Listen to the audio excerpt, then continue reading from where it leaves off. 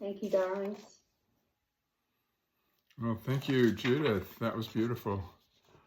So in all the years I've been studying, I still feel like I'm refining and developing and entering the aspiration for Buddhahood through the Bodhisattva vows.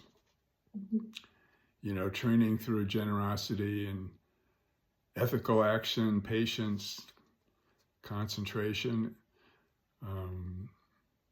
joyful effort, and wisdom. You know, so we all have a long way to go, and I'm drawing pretty heavily on teachings from Reb Anderson tonight because he has a book I've been studying in another group called Entering the Mind of Buddha, and it's on the Paramitas. So I think Judith and I will be talking in the retreat at the end of next week on the Paramitas. So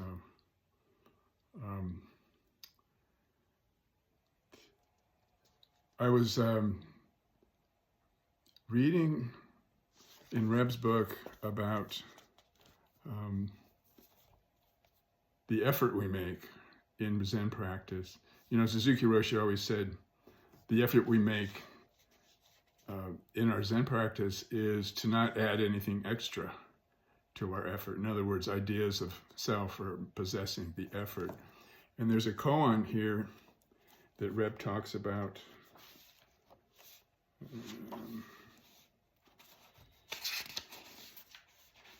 It's Zen Master Baoche was fanning himself. And a monk approached him and said, "Master, the nature of the wind is permanent, and there is no place it does not reach. Why then do you fan yourself?" So here in this koan, the nature of the wind is a metaphor for our Buddha nature, you know, for our essential being. That there's, and of course, in the teaching of Buddhism, nothing is permanent. Although if we think of our Buddha nature as transcending space and time and all ideas of permanent and impermanent, we sometimes say its nature is permanent because we can't grasp it. So, and the monk asked, why then, since the nature of wind is permanent and there is no place it does not reach, why then do you fan yourself? And the master replies, although you understand that the nature of wind is permanent, you do not understand the meaning of its reaching everywhere. So the monk asks, what is the meaning of its reaching everywhere? And the master just kept fanning himself. And the monk bowed deeply. So there's this story is, in one way, it's about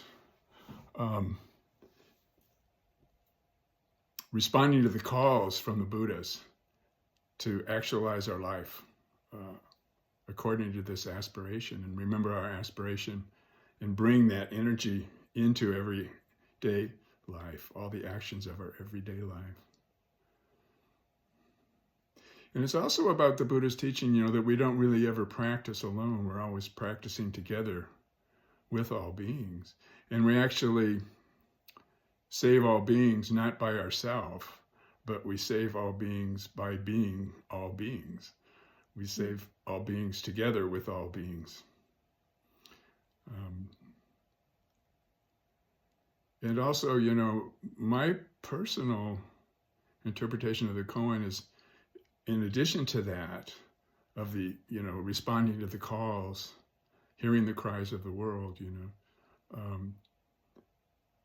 with action, is also realizing that the meaning of our Buddha nature pervading everything, that the master's fanning himself is expressing that total surrender and offering. He's offering all his longing, all his effort. He's offering it to the Buddha. And our Buddha nature pervades everywhere, especially pervades, totally, thoroughly pervades, and is made out of, our effort is made out of our Buddha nature, our essential being that we share with all beings. So his fanning himself is the actualization, is our true nature. It's him simultaneously, it's him offering his effort and his energy and receiving the energy, the great compassion of Buddha at the same time. So that we don't make this effort by ourselves. You know, the teacher Yogananda, you maybe heard me say this more than once. He's had this little saying that God is the electricity, human beings are the light bulbs. So we're lit up by that energy. And it's the aspiration. We experience it as our aspiration, and then we realize on a deeper level, in the ultimate dimension, it is the aspiration of all beings together. So Reb said,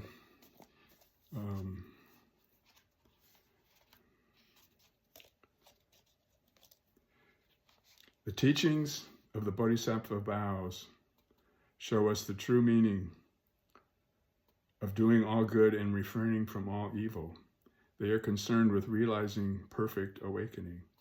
They are not for eliminating impurity, but for realizing the non-duality of purity and impurity in Buddhahood. Understanding Buddha nature is seeing that it encompasses defilement as well as purity. Buddha nature is the fruit of enlightenment immersed in the muddy water of delusion. The altruistic aspiration for great awakening is bodhicitta and comes forth from within this intimate relationship. And so that reminds me of where he says Buddha nature is the pure fruit of enlightenment, immersed in the muddy water of delusion. That reminds me of the lotus plant that gets nurtured and grows in the muddy water and offers its fruit, you know, and thrives and is transformed, but is not defiled by the muddy water, but transforms it. So I appreciated Judith coming up with the name, the Lotus Petal Sangha.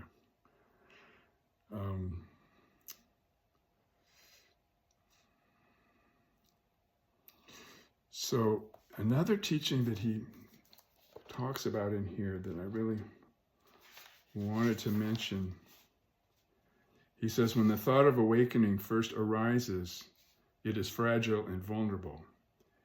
In the beginning, it's like the flame of a candle that can be blown out by a gentle breeze. At this stage, it's easily lost and forgotten in the turmoil of our daily life. The thought of enlightenment needs to be cared for and protected by the practice of the six perfections and the Bodhisattva vow. By practicing this way, the way-seeking mind, the bodhicitta, grows and grows until finally it is like a great forest fire, which only grows stronger when the winds blow. So, practicing with Reb, and also with Thai, you know, although I only saw Thai in person once, there's that feeling of fearlessness, you know, that stability and that great compassion that's not, you know, afraid of the flames of suffering, because they're able to more fully embody that that energy, you know. It's not harmful. It's illuminating. It can be seen as harmful, but can also be illuminating like the sun. So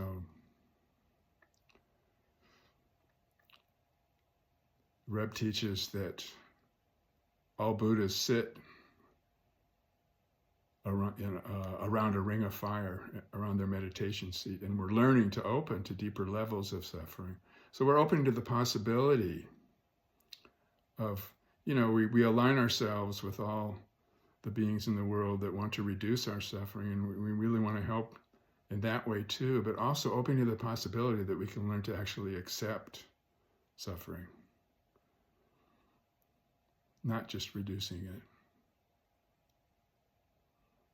but seeing that we actually are, in the ultimate dimension, we actually are this life force. You know, we practice not to limit the free expression of this life force. So, and then Kwang Roshi, I wrote a poem, first poem I've written in a long time, but I was reading some of Kwang Roshi, and he says, "This morning a very small finch visited my window and sang some truly beautiful songs. This is nature's way of just doing or non-doing without the sense of self. The finch was so small, I found it a bit surprising that in spite of its size, it was able to express such a brilliant and moving song. Again and again it sang, each song differently, until it decided to fly away. It wasn't the duration of the singing that so touched me, it was just how it sang. The finch became its song without thinking at all. Its expression came directly from its life force. Isn't this what we long to do in our lives, to find a way for our essence to be expressed? I feel that all human beings unknowingly want or long to do this very thing. In fact, though they are not aware of it, I believe this is one of the deepest wishes of human beings the world over. Or Suzuki Roshi might say, our innermost request, or to find the most important thing is to find the most important thing. The most important thing is to find the most important thing. So I'm just reading that, and I wrote a little poem. If clouds were to appear in the sky, it would hardly disturb anything. Just as many waves appearing in the ocean would hardly be disturbing. They are the very life activities of the sky and the ocean. The beginningless space, the unlimited sky ocean. Empty but full, by which I mean unconstricted. Pure natural awareness effortlessly absorbs them all. This is our mind, the essence of self-nature without limitation, no beginning, no end. The radiance of original mind. So,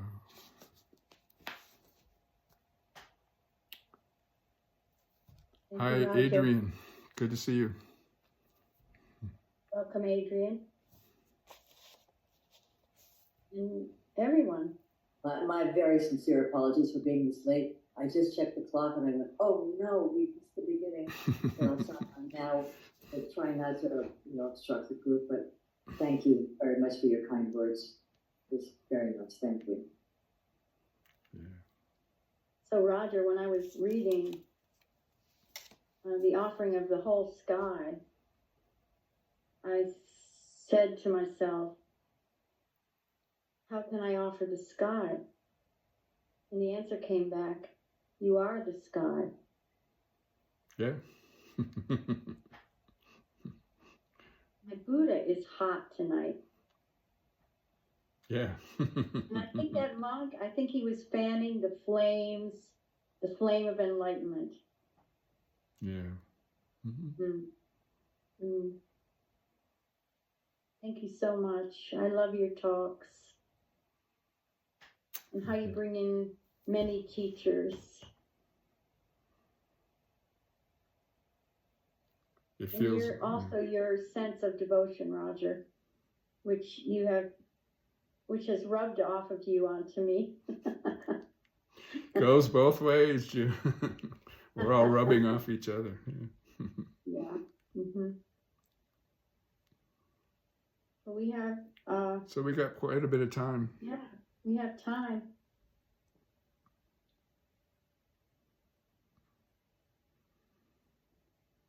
I think Georgina came too, didn't she? Yeah. Yeah. Okay. Good. Sorry, I was also late coming in. That's okay. Well, I won't be shy. Good to be here, and I appreciate the teaching and your insights tonight. My computer crashed several times in the beginning of it, so I finally just set it aside and went with a different laptop. But I'm very familiar with the Bodhicharya and with Pema Chodron's teaching. Annie Pema is like my Dharma grandmother. She and I have a connection that is just incredible. Although I've never met her, never corresponded with her, but I feel like I know her. Read her books, listened to her teachings on tape and so on, and studied with students of hers and with Chogyam Trungpa's students and so forth. So I've got a lot of experience with those teachings. And my perception of the book, The Way of the Bodhisattva, is, in my personal experiences, with that one text, I have the Dharma. I can practice. Yeah. The first 3 chapters and the dedication and so forth there is something that I've practiced repeatedly as a way of grounding and kind of waking up to my practice again and reaffirming my bodhisattva vows.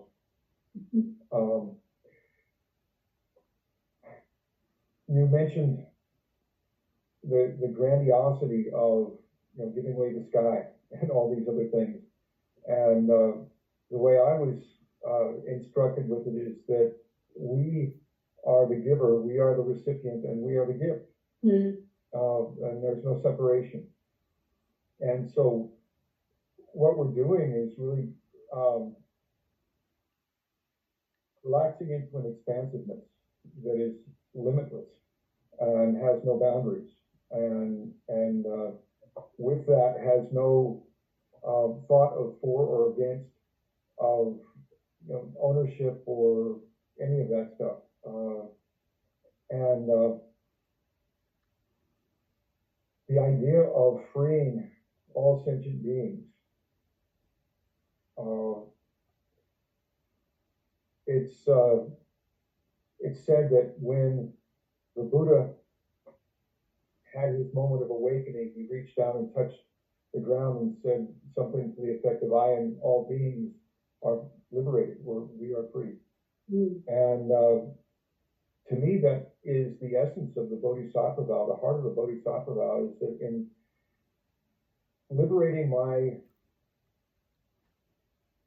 being from the conceptual bounds that limit my ability to perceive, that encourage and continue these illusions. By liberating myself from that, and practicing for freedom from that, I free all beings in the process. Because of course, as we're taught in Zen, there's no separation. We have that inner being as our very essence. And only conceptually am I blinded by that, and I'm struggling to free myself from that. But I'm really grateful for the teaching, and this book, the Bodhicharyavatara, I think it's of all the various Dharma texts I've got, it's the one I've had the longest, and it certainly looks it. It's been down the road a while, but anyhow, it's good to see you all. Very good to be here with you. Thank you. Yeah, thank you, Lee. You know, it reminds me of Reb's teaching that, you know, we practice to be unconditionally accepting of everything as much as possible, you know. And we're actually receiving that unconditionally accepting nature of our true nature. And in doing that, you know, we become that acceptance, and then we realize that the boundary of what we can accept is the boundary of our freedom. You know, it is possible to, if we really deeply look, as Ty says, look deeply, it is possible to be accepting of it. If we're not attached to body and mind, there's nothing to be feared. There's nothing outside. It takes a long time for most of us, at least me, but that possibility is there, and it lights a fire that we just stay with. Yeah. I'd like to put in another plug for that book too, because I read several translations of the Bodhisattva's Way of Life, and that was by far most amazing translation, and I experienced some teachings by His Holiness the Dalai Lama on Bodhisattva's way of life, and he has explained the most important parts, and I have studied it. My book is falling apart, and I originally got it to review for the mindfulness spell, so it's a review copy. It wasn't that sturdy to begin with, and now it just has writing all over it, and it's a mess. But I'm so glad to have it, to go back to. Judith, Yeah. the translation that I have is by the Padmakara Translation Group. Is that the one that you have? Yeah. Okay. A committee of people did that. It's amazing to me. Yes. They seem to be of one mind, the way they translated it. I understand that it was a very diverse group. You had people that were poets of a variety of different backgrounds, and people who were experts in Sanskrit and Pali, and cultural. They try to put it in context with place and time as well, and still have it speak to the modern person. And it was written what year? 1200 something. Yes, and to monks. Mm-hmm. And so I find that a rather joyful and encouraging thing, because all these people were in a place and time that I tend to look up to and say, these people are, the cream of the crop. They've studied, they've practiced for so many years, and they're still having these issues. They're still having to have these lessons, and they're germane to my life, and I'm just really grateful for that. One last thing I wanted to touch on is that I can't remember which of my teachers said this, but in speaking about my practice and how it relates to other people and events and so forth, is that my practice, our practice, is in context with all people, all beings, all things, all events that have been, are now, and will be. That there's no separation, there's no line, that no demarcation between beginning and end, and it's looked at from that perspective. Even my stumblings are in context with that which is, and it's okay. And so there's less pressure for any idea of right or wrong or perception, or perfection. It's simply striving to do the next right thing with the available information that I have, because I'm in context. I am at this place and time relatively, and it is, all that is affected by and in concert with all things, literally. So it doesn't leave me feeling lonely or isolated in my practice at all. So lots of good company. Yeah, great. Ty said the ultimate dimension or Buddha nature, it's the amness of all selves and the isness of all things. Totally permeated, totally pervaded by. Yeah. We still have some time.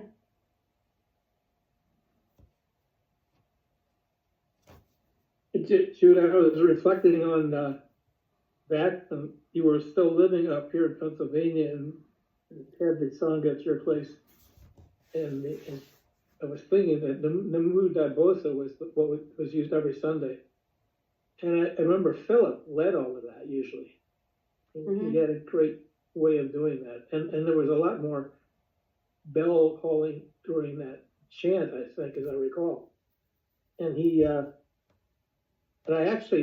don't know if I still have it. I recorded on a cassette player back then. That was in the mid-late 90s. His chants from that Sunday mornings. And I ran across a cassette that was with him chanting. I don't know if I still have that or not, but that was several years ago when I found that.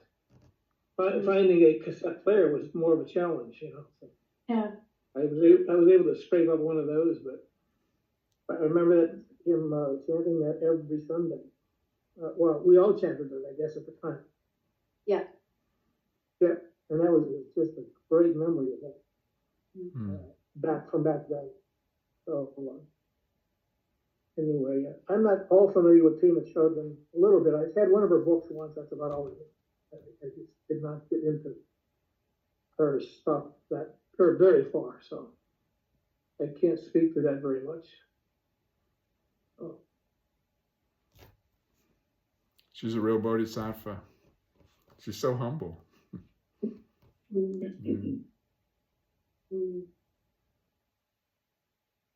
I'm just feeling so warmed by the chanting, the conversation, your poem, Roger.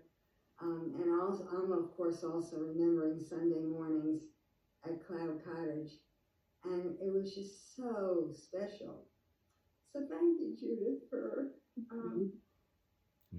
chanting tonight. It was really beautiful. And it's just, I think to me, there's something also about the ritual that seems to touch me very deeply. It's without intellect. It's just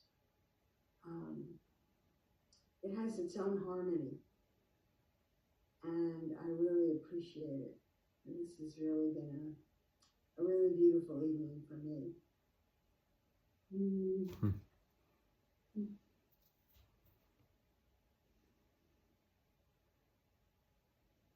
Little time. Not a lot. I was thinking about what you were saying about the description of the monk finding himself. I guess the word that came to me was embodiment of everything, our feeling all that is in our bodies, and which is what we are, beings. And can't remember what else I was going to say. Yeah, the concept of Ganja koan, life as is our koan, which is also what Rev Anderson talks about in the book. He obviously isn't the only one, but anyway, I do love Pema Chodron also. I really like all her writings, and I like to listen to her a lot. Anyway, thank you so much for your talks and both of you. Thank you, dear. Thank you. Well, we have a couple minutes for Adrian or Daniel if you'd like to say anything. They're shaking their heads. To get Daniel to speak, I have to get my arms around him and just shake him. And then he speaks. I shake it out of him. No, I don't. I admire his strong silence. Okay. Norma, you're up next. Sharing the merit. And thank you all for being here tonight. What a joy.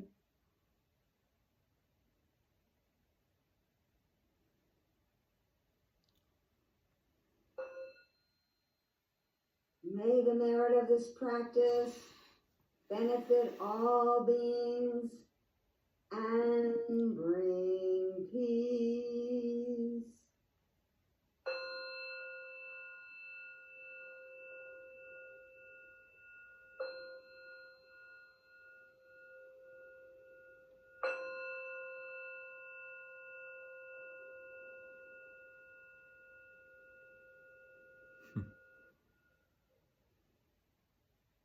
Bowing. Have a great week, everyone. See you soon again. Yeah. Be Bye. safe. Yeah. And happy and peaceful. Love you. Love you. Love you. And calm. All right.